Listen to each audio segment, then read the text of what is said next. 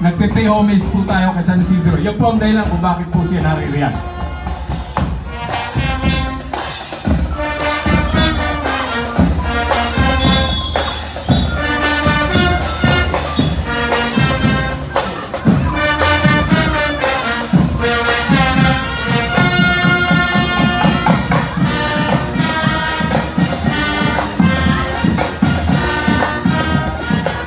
Salamat po sa enkargado ng Banda 21, si Ginoong Berhel at Ginang Rhea Angelica Martinez.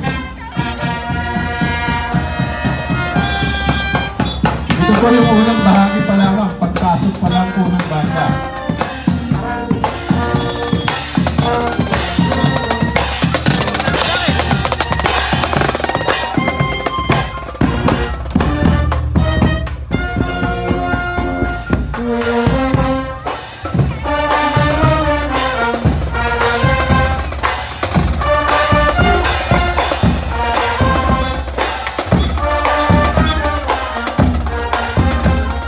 Vai.